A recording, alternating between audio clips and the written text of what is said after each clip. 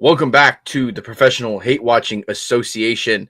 My name is Ethan Galbraith. I'm here with Daniel Palmer. We got a lot to talk about. At first, I want to say I told myself that I would not yell and eat my mic this time like I did last week.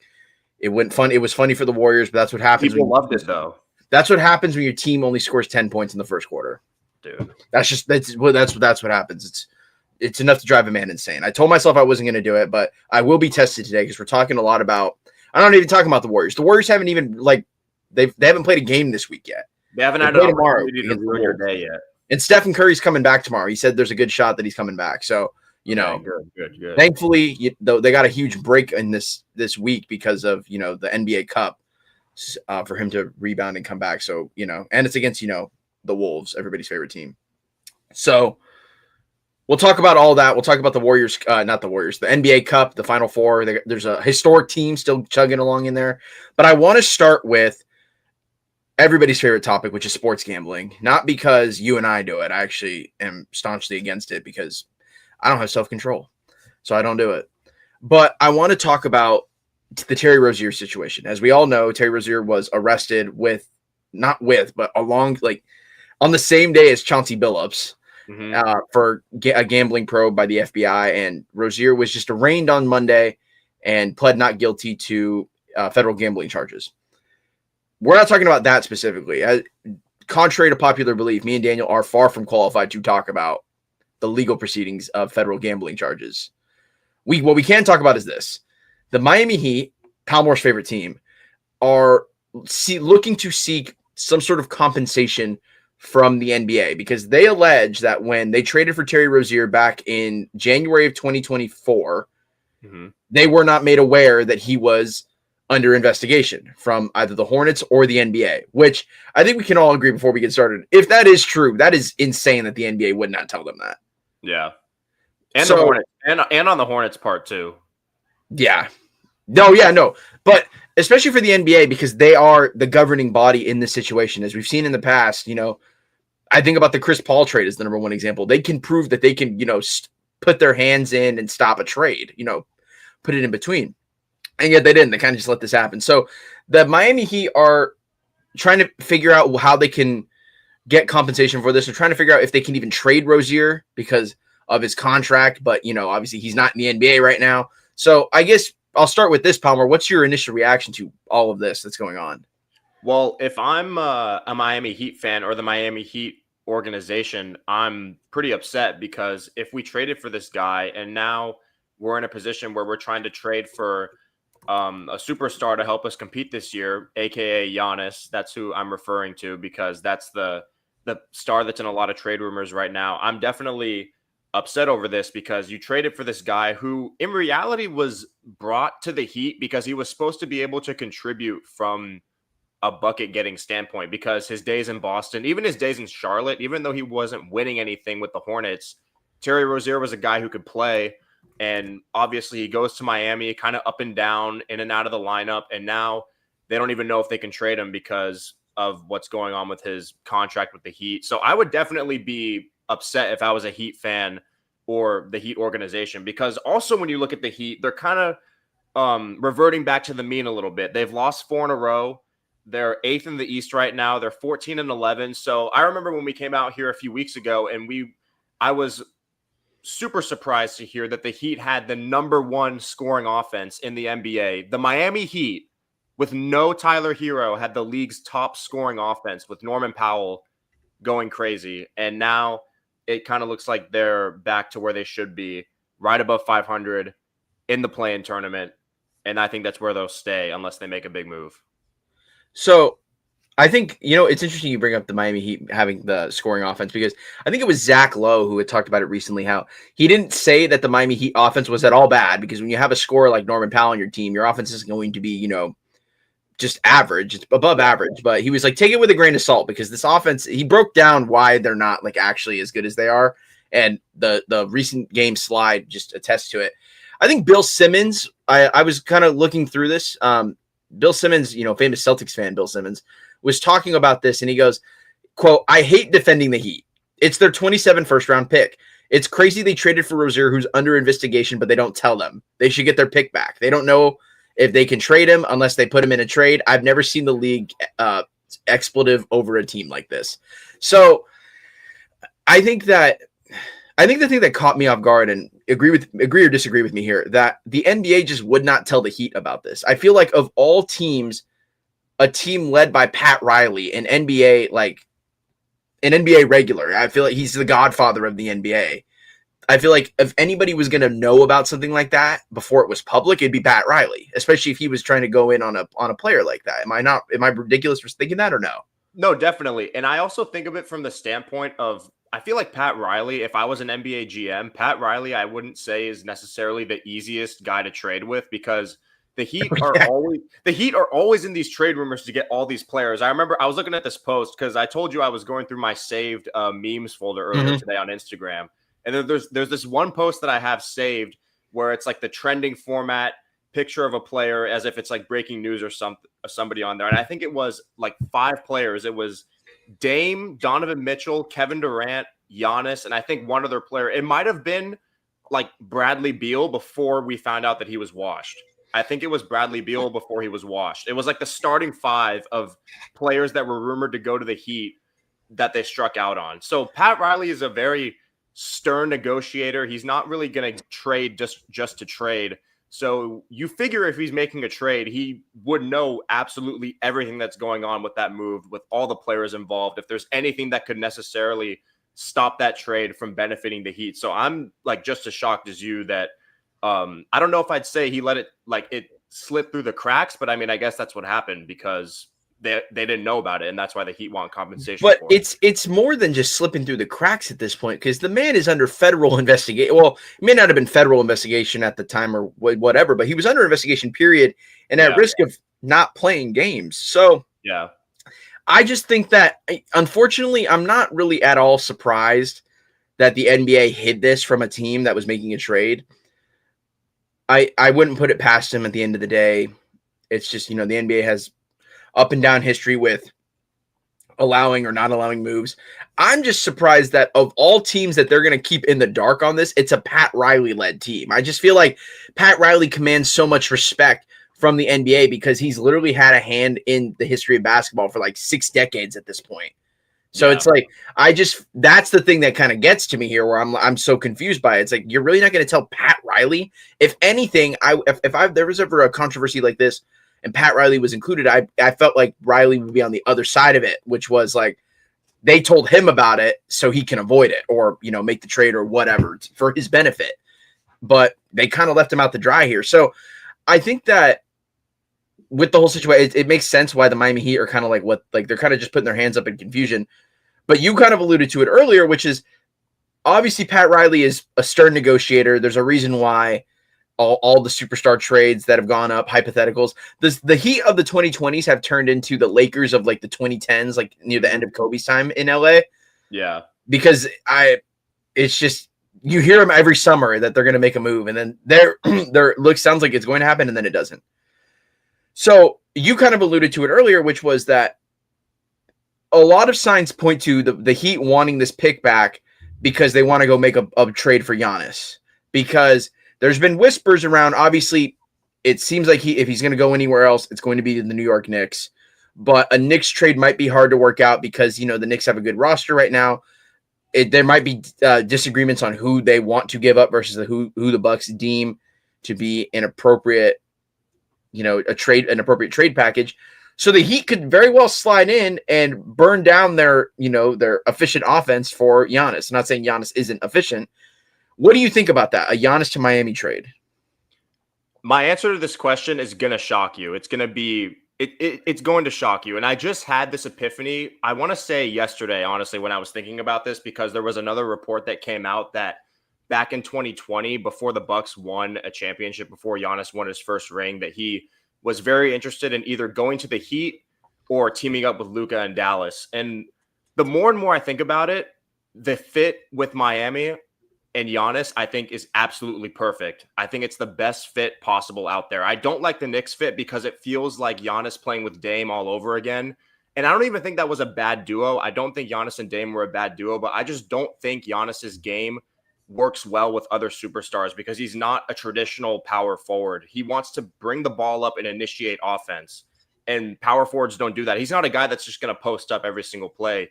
But I think him going to Miami, I think Spo being 30 times the coach that Doc Rivers is automatically makes that a better fit for me, in my opinion. Plus, you put him with guys like Bam and Powell. Those guys aren't necessarily superstars, so they don't necessarily need the ball in their hands all the time to operate. And I think when you have other guys there like Davion Mitchell, who's a very good defender, even Andrew Wiggins can still give you something on some nights, just another wing guy there. I think the fit in Miami is perfect. And it's just so shocking because I might actually have to end up rooting for the team that over the last 5 years has caused me so much trauma, anger, and heartbreak in the postseason. It's crazy how things shape out. But I think Giannis to the Heat is a home run, and that's where I would want to see him go. So Zach Lowe, again, was talking about this on what a Miami Heat trade package would look like. Do you have a sense of what that might look like in terms of who the Heat would have to give up? I think they would have to definitely give up Kel'el Ware, which would be a hit for them because he's a really young, promising big. Like, he's going to be pretty good. And then I think they would definitely have to give up one of, I think, Norman Powell or Tyler Hero. Like, yeah, those two guys and, like, whatever picks they have. Okay, so Zach Lowe kind of talked about this today, too. He goes, I'm going to have to give up Ware. That's non-negotiable. Farewell, Bam, Ware experiment. Probably give up Hero plus something else. For money to work, I might have to do a 4-for-2 deal and take Kyle Kuzma back. I may be in a position where I'm already choosing between Hero or Powell long-term, so trading one is not hurting me. So you might not get rid of Kyle Kuzma just yet, my friend. Yeah, and I don't know about Kyle Kuzma. So the Bucks played today. They beat the Celtics. He scored 31 points. Kyle Kuzma might be the most confusing player in the NBA. I've said this before because it's not game to game where he's inconsistent. It's literally quarter to quarter. Like, you never know what you're going to get. Like, the man is literally a box of chocolates every single quarter. I just don't know what's coming. And 31 points today. The next game, whenever they play again, it could be 5. Like, who knows? But Kuzma coming off the bench in Miami, I don't think is a terrible fit. Again, given all the guys that are there, I think it's a better situation than the Bucks. So, like, I don't really view that as a negative other than, like, I don't know, Kyle Kuzma in Miami. That seems like a dangerous combination, but that's a different conversation. Isn't he 30 at this point? Yeah, and I think he has a girlfriend too. So I don't even know. I thought he was married to Winnie Harlow. But I don't know. I felt like I should bring that up. True. Well, that is the title of this episode. It's not going to be us out in Miami, but it might be Giannis. So you like the Heat fit more than the Knicks fit? I love the Heat fit. I don't like the Knicks. The Knicks wouldn't be a terrible fit, but I'd be skeptical because, like, we've seen this movie before with Dame and Giannis playing together, and I don't think that whole Dame experiment was an indictment on him because in games where Giannis didn't play, Dame was super good. He basically dropped 30 every time. So I don't think it was necessarily Dame taking a step back. I think the Bucks just never figured out how to utilize both of their skill sets so that both of them could be effective at the same time, which I don't really see how they couldn't do that because it seemed like that would be like a dream pairing. Those two guys seemed like their games would complement each other really well because you have Dame who can operate from the perimeter, and then Giannis is your big man who can draw a bunch of attention, kick it out. Like, that pick and roll was supposed to be lethal, and I feel like they didn't take advantage of that enough. So maybe that changes if he plays with Brunson, but I'm not really sure. I've seen it before, and I don't really want to. As a Giannis fan, I don't want a repeat of that. As a Giannis fan, okay, that's fair. And I mean, the one thing about the Heat, I mean, we just talked about Terry Rozier. The Heat don't really have a point guard right now. Like, True. They do. Literally, they have a point guard, obviously, but Norman Powell's an off ball. Like, he's not a PG. So I think that could actually play to the benefit of a potential Giannis addition because you don't have that number one ball handler facilitator that, the Knicks have. But like I said, like, Davion Mitchell could be that guy who's like the Walmart version of Drew Holiday on that Bucks championship team, who's a very good defender. He's not going to give you the offense that Drew Holiday gave you because Drew Holiday is like a 20 and 8 assist guy. I don't think Davion Mitchell is that good, but I think he's a 3-and-D guy who would only be required to, like, hit shots when he needs to. And I think, like, Giannis in Miami, he would probably be initiating the offense like 70-80% of the time. Like, that's my guess. Yeah, that's true. And it could work just because of how the roster is built. Yeah, So, I mean, the Heat have a lot of things that they want to sort out. They need to sort out, and the NBA might just hold that pick hostage. To be honest with you, dude. like Yeah. it's 2027, but like with all due respect, what are the Hornets going to do with that pick? I don't know. Draft another bust who's not going to be good, and then reset I the mean, franchise. their picks are like working out though. Brandon Miller's a solid guy.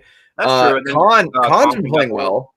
Yeah, Khan's been shooting lights out, but I think it's just still an unserious team. There's something about going off of that. There's something about certain teams where it's just like no matter what they do, no matter what players are there, you just can't escape the team. Like the Hornets are the Hornets. Like, and I don't know how much you can do to change that. Like you have Michael Jordan as your owner. Granted, Michael Jordan was not a good owner. Like not just because he is the best basketball player ever. That's my opinion. That we're not getting into a GOAT debate.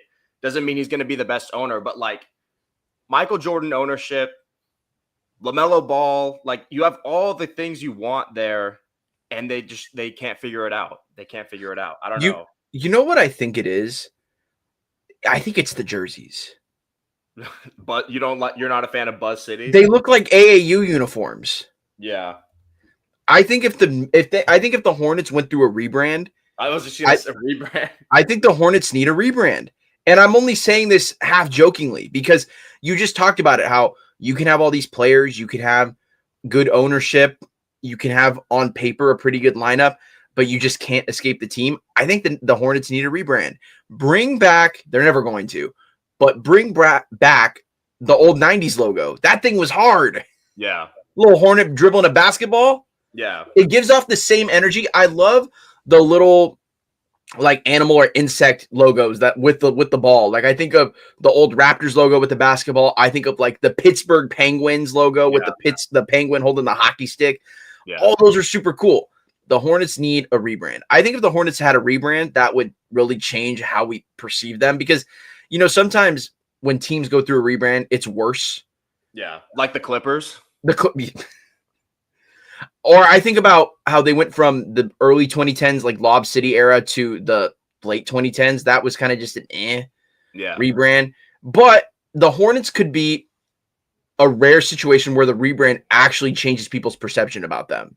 Yeah. I think if they were to, and there's been whispers about getting rid of LaMelo Ball and all of that, and I don't think that's necessary, but let's say LaMelo Ball gets traded, and so then you build around like Brandon Miller and Khan, and you go through a rebrand, dude, the Hornets might be looked at way differently in a positive way. Like, I don't know. I think the Wizards also could fall under that category in terms of needing a rebrand, but the Hornets number one on the list. I think if they went through it, like even just getting new jerseys. Yeah. You know what jerseys were hard? The Buzz City ones, the shirt jerseys. Those were tough. I remember those. Real ones remember Marvin Williams knocking down corner threes with that jersey on. Yeah. Elite ball knowledge right there. But so we'll continue looking into what the Rozier first round pick situation looks like. But the Heat, as of right now, just got eliminated from the NBA Cup. They got taken down by the Orlando Magic, which is randomly, I forget that those two teams are like in the same state. So the Magic are going on to the Final Four of the NBA Cup, and they will be facing the New York Knicks, who defeated the Toronto, I'm asking for more dialogue, Raptors. And then it's the Thunder and the Spurs. So I guess, have you been paying attention to the NBA Cup? I have. I'm following it. Okay, because I watched the Spurs Lakers game, and then I watched the Knicks Raptors game. I watched those two games, and those were the Knicks kind of ran away with it versus the Raptors. The main event of the Raptors game was the little kid who was the fan. He was dancing. That was cool, but that was more action packed than anything the Raptors put on the court that night. So it happens, I guess. But I was gonna ask you, who's gonna win the NBA Cup? But like, we're about to come up with the same answer. You ready to say it on three? Let's do it on three. Okay, 1, 2, 3. The Thunder. The Thunder. Yeah. See, now there's a lot to unpack here because the Thunder just tied the 2016 Warriors for the best start in NBA history. I want to add, though, just as a little boost for the 2016 Warriors, which is they're both 24-1 through 25 games, but the Warriors started 24-0. I want to put that out there. just the Thunder did lose to the Blazers. The Blazers, I was just gonna say they should hang a banner for being the team that, like, the only team that's beaten the Thunder so far. The first team, hang that right now. The first team that, I mean, think about who the Warriors lost back in the day, though. Their 25th loss was on a cold December night in Milwaukee against a John Henson-led Bucks, bro. Exactly. Yeah. Giannis was on that team, but yeah. I mean, that was before he became the superstar that we know him as now. Yeah, back in the day, I think Greg Monroe might have been on that team. I can't remember. Greg Monroe might have been on that. John Henson was definitely on that team. Jabari Parker was there. Chris Middleton was there. I'll never forget Jabari. Dude, that real ball knowledge is Jabari Parker would have been rookie of the year if he didn't tear his ACL. Yeah. Just chills. I just got full body chills thinking about it. Anyway, so the greatest teams love to slip up against the most random guy teams, obviously. But in regards to the NBA Cup, it just there's great teams in the field too. Like the Magic have really picked it up down the stretch of the season. They started off slow. They're getting better now. Desmond Bane's out there playing football. I saw a video that it was just a compilation on Instagram on Desmond Bane just rage baiting people, and there's like I sent that to you. There's like yeah, that's how I saw it. Now I remember. It's like 10 different clips of him just being a nuisance, and somebody commented that I think they said he's the Draymond Green of Patrick Beverley's or something like that. In that or the Patrick like something like that. Or like he's an agitator. I think that's an underrated aspect of Desmond Bane when you think. And you got to wonder how on earth that Memphis team stuck together with him, Dylan Brooks, Ja Morant. Like, I mean, it unraveled at the end. Like the clip that was in there of him shoving Salty Aldama. Oh yeah. So like clearly it ran its course, but yeah, true. The fact that they were together for that long, that's a good point. Yeah. So, but in regards to the Cup right now, I want to try and say that because like I'm a Spurs truther this season. We've talked about this, but I just don't see how they beat the Thunder. They look unstoppable right now, and I just don't even really know how to explain it because Shea's not playing in fourth quarters. They just got Jalen Williams back. I saw on the NBA, I think it was NBA on Prime coverage because Steve Nash was breaking this down. He's basically on pace to have he was saying the most efficient 30-point season ever. And that's not just field goal percentage because like he's not shooting 60% from the field, but he's shooting 56% right now. But I think his true shooting percentage is like 69%. And he's basically entering like in terms of guards, Steve Nash described it as like Michael Jordan territory in terms of efficiency from the field. And like, I know people don't like him because of the foul baiting. He had one against the Suns yesterday that was just like crazy. Like, did you see the clip? I did, yeah. Going into Grayson Allen, like that's not a foul. Like he shouldn't be getting rewarded for that. But I've said this before: if the refs are going to give him the calls, then there's no reason he should stop doing it. Yeah, no, it's not. Yeah. Don't hate the player, hate the game. Yeah, like they simply just have to stop calling it. That's the only way he's going to stop doing it, or that's the only way teams are going to stop it. The refs just have to stop rewarding it.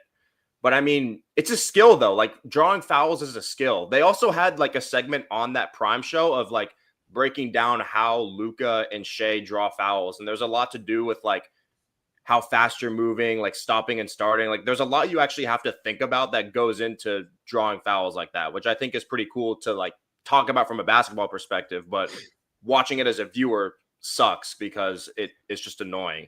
Yeah, I think it shines light on, and I think this is, you know, again, one of the pros of having all the different NBA coverages this year because you have former players who can provide context onto how actually difficult it is to do that, which is big because again, like I'm one of those people. If I don't hear that context, I'm just a hater. Yeah, I still am a hater because again, I'm watching the games and I'm like, dude, like what am I watching here? Like it's not good for the game. I would still think that there's a valid argument there, but I don't know, man. It's just this team, just top to bottom. You kind of just wonder what the rest of the NBA, like obviously we knew what Sam Presti was thinking when he was putting this team together, but you just feel like, how could the NBA let this happen? And again, you could blame the Clippers because the Clippers started this whole thing. Yeah. But you just, like, how could the NBA let this happen?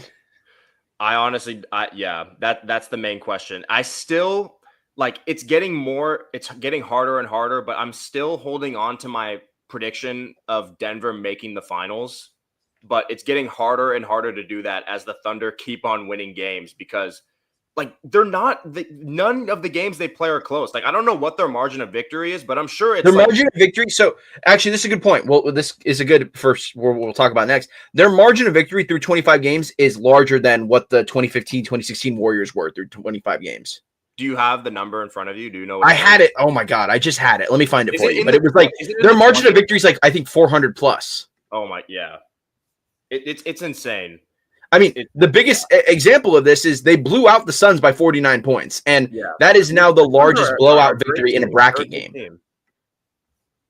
What? No, I was just saying, like the Suns are a really good team, and that's an impressive. And I'm sure, like Shea, if he didn't play in the fourth quarter, I'm sure he like barely played if he did.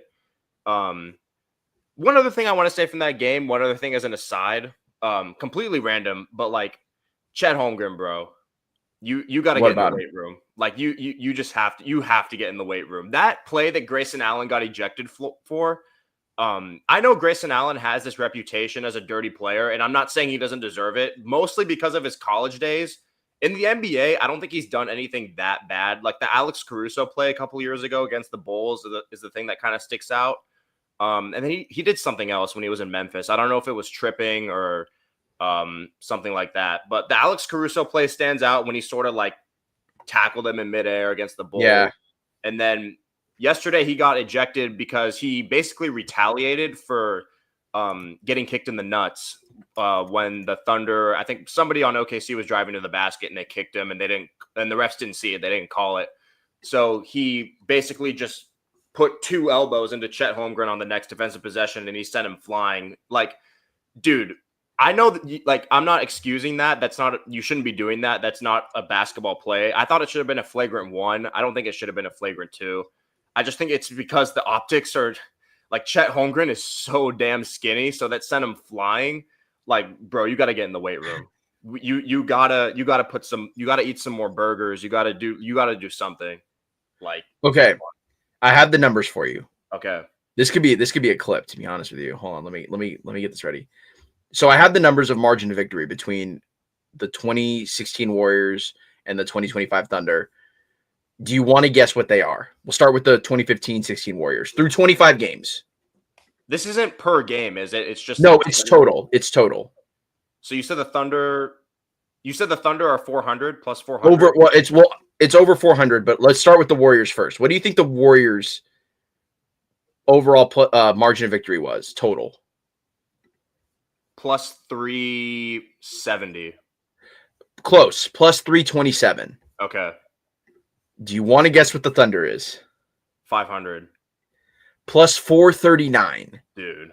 They have outscored their first 25 opponents by more than 100 points than the greatest regular season team in basketball history. Yeah. Now, that is a pretty good indicator, in my opinion, of, which one is the better team. I'm going to always, though, stick with what I believe was the team that I believe had the greatest shooter in a single season ever. 400 threes was insane. Yeah.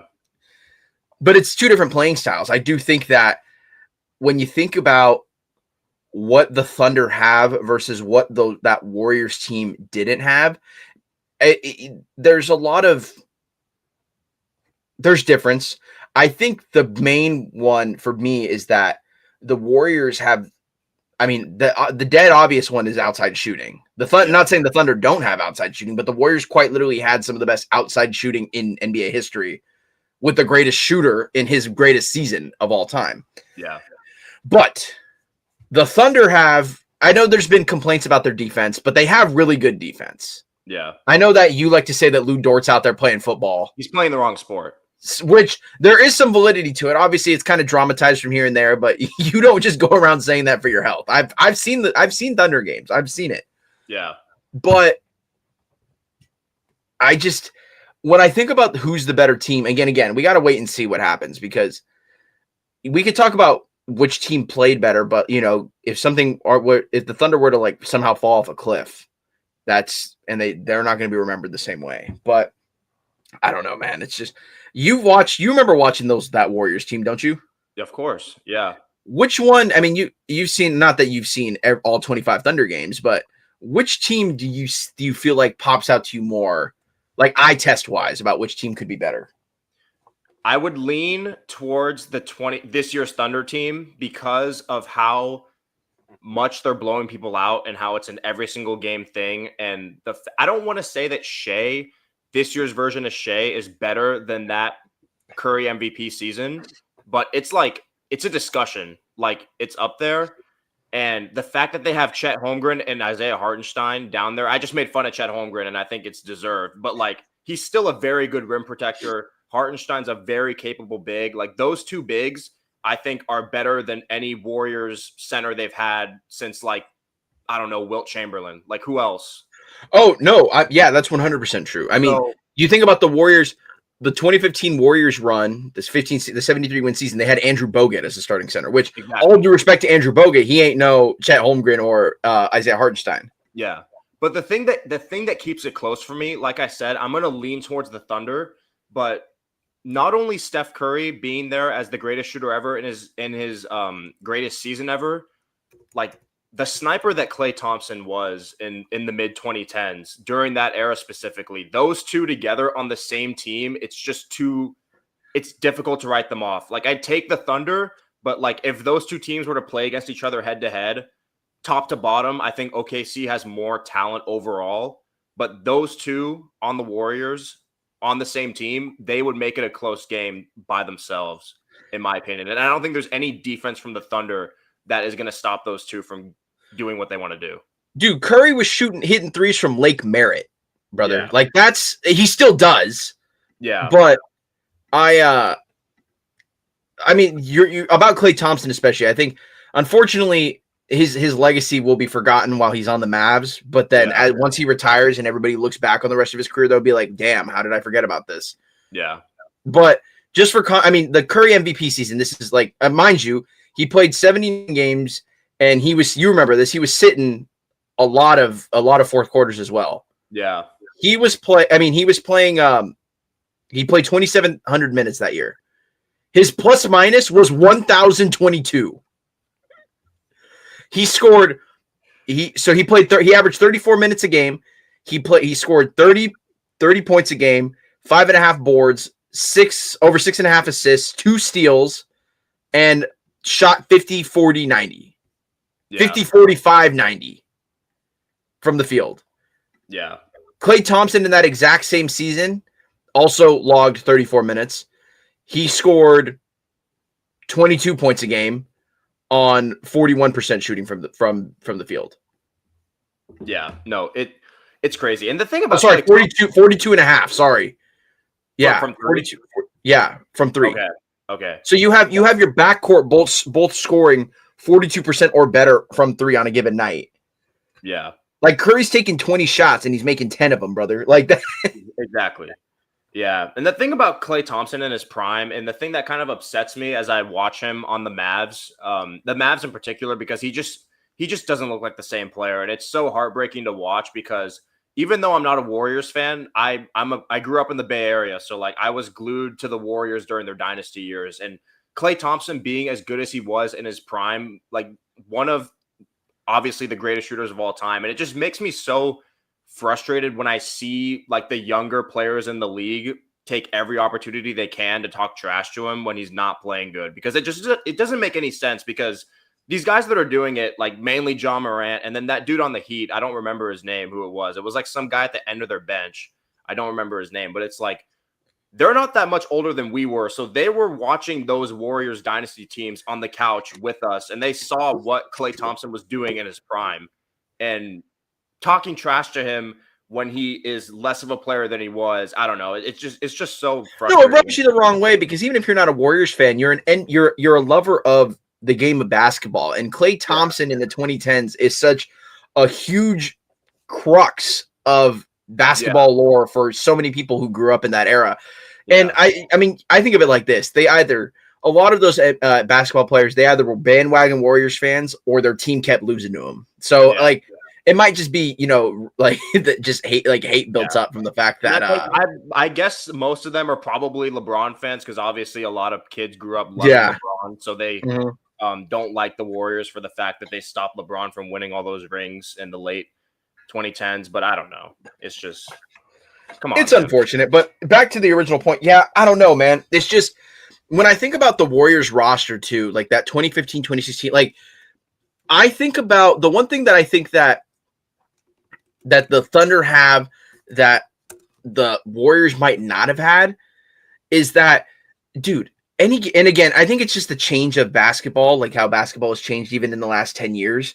But I feel like the ninth man in the rotation for the Thunder can just step up one random night and give you 22. Like, I don't know if the Warriors could have done that for me, like back then. I mean, if I show you the roster, I mean, I imagine you remember this roster, don't you?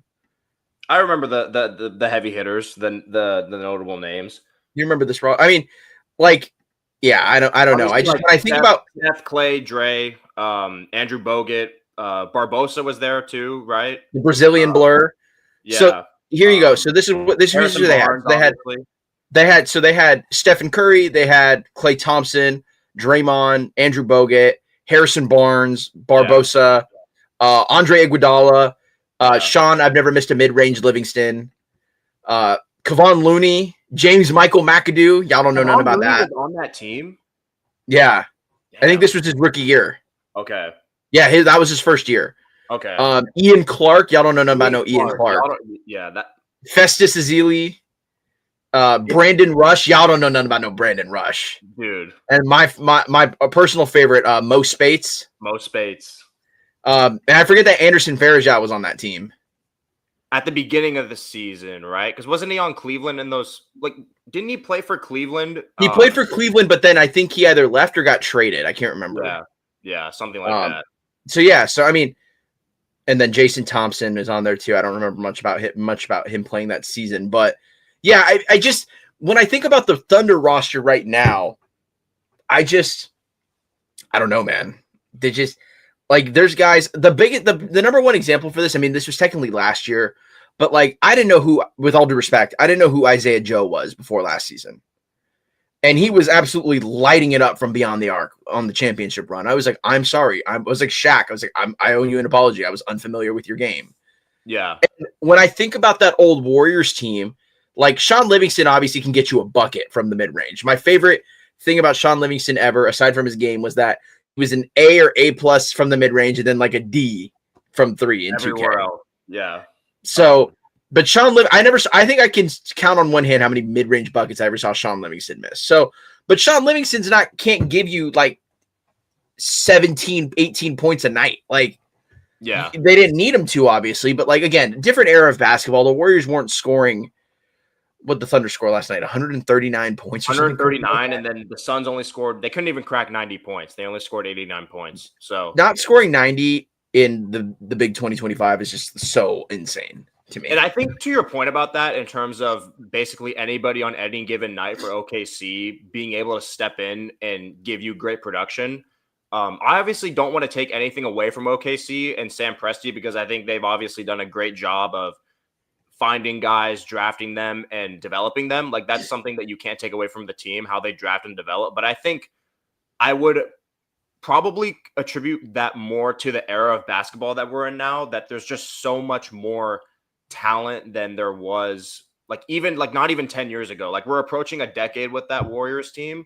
And I think the amount of talent that there is in the NBA and just the amount of guys that are like averaging 20, like you can look up somebody in today's game that you might not even know who they are, but they might be averaging like 18 to 20 points on a team that isn't very good. So I think that's more, I would say that's more so due to like the talent. And you brought it up. That's more so due to the talent that we have in the league nowadays. But then again, it's like, that's not something to take away from the Thunder. It's like, you obviously have to develop those guys too. I mean, look at this, for example. The Thunder have 8 players averaging double figures right now. Yeah. SGA, Chet, Jalen Williams, AJ Mitchell, Aaron Wiggins, Isaiah Joe, and Hartenstein. Oh, 7. That's 7. I can't count. Like the Warriors did not have 7 players in double figures back then. So again, I think it's a different era, which is kind of crazy to think about because if you remember back in the day, I say back in the day, but if you remember when the Warriors were getting compared to the 95-96 Bulls, the question was always about, oh, it's different eras. You can't compare the statistics outside of, Michael Jordan because he was an anomaly. Yeah. It's almost like you can do that, even though it's only 10 years apart compared to the 20-year difference that the Warriors and Bulls team had. You almost kind of do the same thing here because outside of Stephen Curry, who was an anomaly, you can't really compare the other rosters in terms of, points production specifically. I mean, the Warriors had a higher second score because Klay Thompson gave you 22 a night, and Chet is second right now with nearly 19. Yeah. But roster, I think that's more of a testament to the roster because you got 7 players in double figures every night. Right. So I don't know, man. I guess my long-winded answer is saying I don't know if I can tell you which team is better. If the Thunder win a championship, obviously that team is better, and because this is the one time where the championship is actually the deal breaker because the championship is a team sport. This ain't no singular Yeah, exactly. I don't know. Are they better than the Bulls? The 95-96 Bulls? I don't know if I could speak to that because I honestly don't know any the Michael Jordan lore. We obviously weren't around to watch him play, so Michael Jordan lore. All my lore from Michael Jordan comes from The Last Dance. I'm being completely and obviously being a fan of the game, but most of my lore from going in depth on those teams comes from watching The Last Dance. So, fine, I'll watch The Last Dance again. Fine. Honestly, I would say that the Bulls are better because I just wouldn't bet against Michael Jordan against anybody. No, right? So right, that's why I would pick the Bulls. That's my thought process too. But if the Thunder end up winning 75 games this year and win a title, then that is technically the best team in basketball. I don't know though. It's been very interesting because a lot of people I keep seeing videos online of the NBA community reacting and crashing out over the Thunder blowing out all these teams. And all the comments, or not all of them, but I see some of the comments that keep saying it's Warriors fans coming out of the gutter because the Warriors are mid this year. The Warriors are coming out of the gutter, and they're saying, "Now I know what you guys felt like 10 years ago." Now you know how it feels exactly. Yeah. So the Warriors fans aren't even upset about. The Warriors fans can't afford to get upset about this because some of the greatest times of our lives came at the expense of 29 other fan bases. Yeah. So I'm not mad at it. I think it'd be hypocritical for me to be mad at it. So I'm not going to, but I can't help but kind of just watch. If I step back from 50,000 feet, I just am like, how is the NBA letting this happen? You would think, you talked about this, all of the skill that's in the NBA now, the NBA has never been this skilled. You have so many players who would have made NBA rosters 10, 15 years ago that just aren't even in the league anymore. Yeah. You would think because of that, there would be a lot more parity in the league. You wouldn't have a team like this that could, just be homegrown and just built up like this. But no, this team exists and it's right in front of us, and they're going to win the NBA Cup most likely, and they're probably going to prove us wrong and win the whole thing again. Yeah. And if you think about it, you brought it up, being a homegrown team, they traded for Shea after he showed promise in his rookie season, on the Clippers. We watched his rookie season on the Clippers, and we were like, okay, this guy's going to be a pretty good point guard in the league one day. Maybe he can be an all-star, but nobody envisioned him becoming arguably the best player in the league and one of the greatest players of all time already. And he's 26 years old, 27 years old. I don't know how old he is off the top of my head. He's 27. They drafted Chet Holmgren. They get Hartenstein in free agency. They get J-Dub, and they still have all these draft picks that they don't even know what to do with. It reminds me from that one episode of SpongeBob. Do you remember the Pretty Patties episode? Yep. SpongeBob makes all those colorful patties, and he gets so much money, and him and Patrick just start giving it away. They don't know what to do with it. That's basically the Thunder. They have all of these picks that they don't even really need to use. And they're going to get a really good lottery pick this year because they still have the Clippers pick from the Paul George trade. And luckily, I think that's the last pick. I'm pretty sure it's the last pick from the trade. So after next year, we don't have to worry about the Paul George trade anymore and then we only have to worry about the current Thunder team for the next 12 years. Because they made that trade and it was summer 2019. So they were drafting. So the joke was they traded Paul George for what, a seventh graders or something? Seventh grader. So that seventh grader is going to be drafted to the NBA next year. So and probably win a title during his rookie contract. Yeah. The only saving grace I can think of for Thunder haters, and I'm thinking of this from a hater's perspective because I know how to do that. The two teams that have won the NBA Cup, the Lakers and the Bucks, both have lost in the first round. They haven't won a playoff series.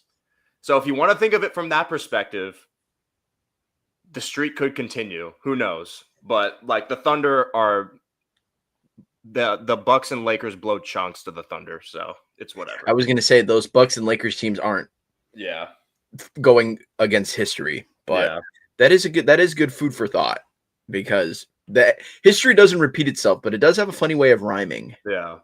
So I don't know. I just think that I think I'm at a loss for words. Again, I think if I was a non-NBA fan, I think if I was the age that I am now when the Warriors run was happening, 15, 16, I probably would feel the same way, especially if I wasn't a Warriors fan. Yeah. But I also kind of think about it. I'm like, is this really how everybody else felt? Is this how like young adults felt watching that 15, 16 Warriors team? Like back in like 10 years ago? Probably. But I think the other thing with like how those teams are different, I don't think this Thunder team will get as much hate or scrutiny from fans like those Warriors teams will because we don't know if it's going to be the launching point into something that is just completely unbeatable. Like that 15-16 Warriors team obviously had a lot of fans, a lot of bandwagon fans, so people already didn't like it. But then that like springboarded into them getting KD after they lost the finals. So like I don't know if something's going to happen to the Thunder where they ultimately don't win the championship and then Sam Presti decides, okay, I'm going to go make he goes and gets KD. Like goes and gets or gets Giannis. Like I don't know, somebody like to make them completely unbeatable. So I don't know. We'll have to see what happens. We'll have to see. Yeah, I just feel like that's gluttony at that point. That's biblical levels of glut. If you go and trade for a superstar, if you come up short of a title, because I would keep this team together for as long as physically possible. Yeah, and then just keep trying and trying and trying again because clearly it's working for you. Yeah. So I don't know. That's all we got. I actually know. Before we go, you had mentioned that the Bucks had beaten the Celtics. They did. I want to give you the floor before we go here. I know you're kind of tapped out, not fully because it's your team, but Giannis hasn't been playing. This is true. And I guess the calf injury is a 2 to 4 week timeline. So you got to be careful with it though. They get lucky because they, like most of the other teams who didn't qualify to go to Vegas for the NBA Cup, they get a little bit of a break. And I'm trying to operate under the mindset that they're not going to trade him. So I'm speaking from a standpoint that he is going to finish the season with the Bucks. Kyle Kuzma gave you 31. Bobby Portis gave you 27.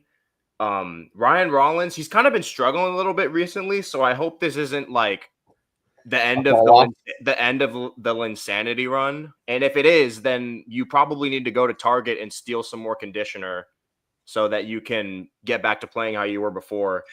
Like I really don't feel any different about the Bucks. Like they're not good. They're a below average team.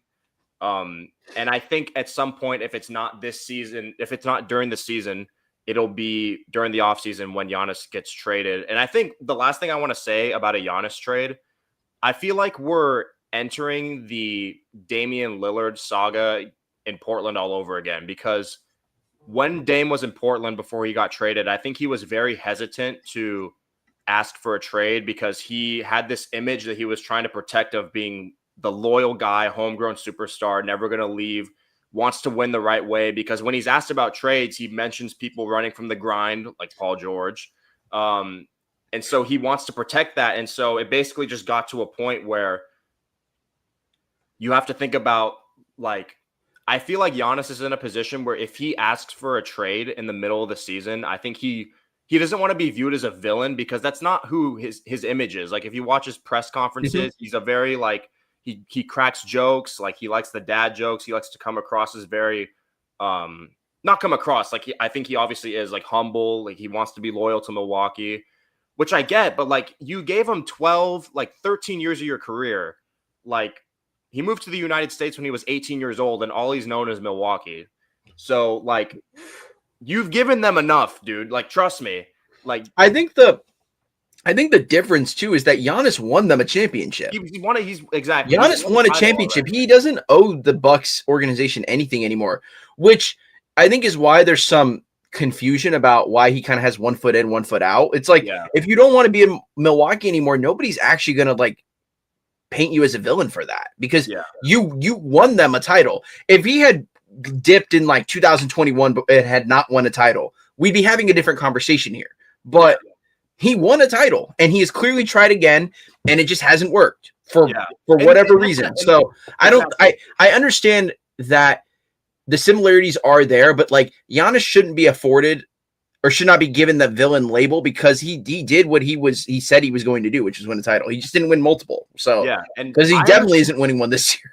I understand it from both sides. Like, if I'm the Bucks, I get why you don't want to trade Giannis, because they still remember what it was like before he got there, when they were basically going to move that team to Seattle because they were so bad before Giannis got there. And he gets there, he makes them relevant. And to their credit, they've done everything they're supposed to do around a superstar like Giannis. Like, they've gone out and made moves. Like, the Damian Lillard thing didn't work out the way they thought it would, but like, you can't fault them for taking that swing, because they needed to. They were in a position where you just lost in the first round of the Heat. Chris Middleton looks like he's slowing down. Is Drew Holiday still a guy who can be a second or third option on a championship team nowadays? Like, you have to take that swing if you're the Bucks. So like, I credit them for doing that, even though it didn't work out.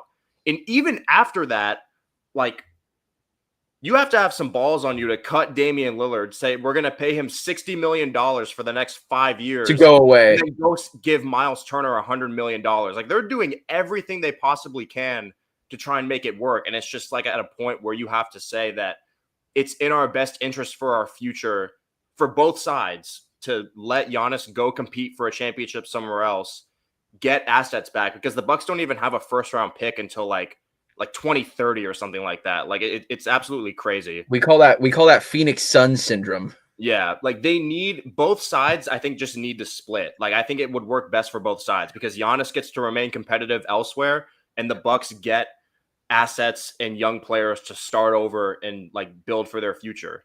So, I was going to say, circling back to what you said about the Thunder, the ability to grow a team like that is available. There's so much talent that comes into the NBA every year, and it's the best. It's the highest levels of talent that the NBA has ever seen. The talent keeps continuing to get better and better.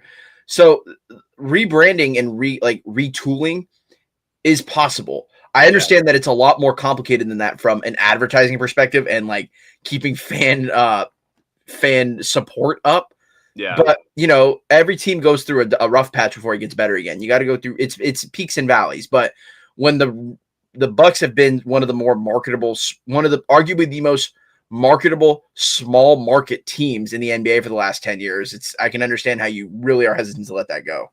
Yeah. And it's not like if the Bucks ultimately decide to do that, it's not like they're starting with like completely nothing. Like, no, yeah, exactly. Ryan Rollins and Kevin Porter Jr. have showed you that they can, like, they're good NBA players. Like, they're solid building blocks, and whatever capital you get from a trade or a young player, like we brought up the Heat, like if they get Khalil Ware, that could be a really, really good pickup for them to see how he develops in a few years. Or if he goes to a team like Atlanta's been in rumors a lot, if they get, like, who knows how, like if Shea ends up being something good, or if they say, you know what, since we're trading you Giannis, like give us Jalen Johnson. Like, that's your best player. We're giving you our best player. Like, Jalen Johnson is going to be really, really good.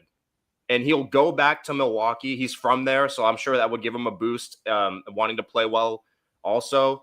But like, from the perspective of Giannis, like, I know most fans don't get to see their favorite player win one championship. So I'm not trying to sound spoiled, but like, all of the all-time greats win more than one. Like, all of the guys you think about who are like the faces of NBA history, they all have multiple rings. So I think if Giannis is able to get just even one more championship, that puts him in a group of players that, like, he's literally untouchable if he wins another championship. And then he's knocking on the door of top 10 all time at that point. I think like stamped top 15 player ever if he he's top. I mean, you would argue he's top. I mean, he's top 25 right now. Yeah. Another, like, anything else he'd probably finish top 20 by the time his career is over. But yeah, a second title puts him in that immovable area, at least for the foreseeable future, until more people win 2 titles. But until Wemby starts winning a bunch of rings, and then Shea wins a few more, then it's like, I don't know. As long as it's not this year, because why? Because Nikola Jokic will be winning his 2nd title this year. I hold out faith. Maybe I should be rooting for the Thunder, because then if they don't win, then Jokic gets another ring. So like, maybe I do want the Thunder to win. No, stand on your predictions, brother. Stand on your predictions. I want to end just really quickly. The Nuggets are 17-6. That should get you. They're in 2nd place by a wide margin in their division too. Yeah. Not that divisions matter anymore in the NBA, but like that's just like the epitome of what the Thunder are doing to the NBA right now. But that's all we got for this episode of the Professional Hate Watching Association. I love how we're hate watchers and our 2 teams are like below average. It's so fitting. Like it's just so on brand. Warriors basketball is back tomorrow. Super not excited for that. But if Curry plays, then I'll be a little more excited. And I get anyway, Bucks basketball for a few days. Not that I was watching anyway, but that's all we got for this episode. We will see you in the next episode. For Palmore, I'm Ethan. We will see you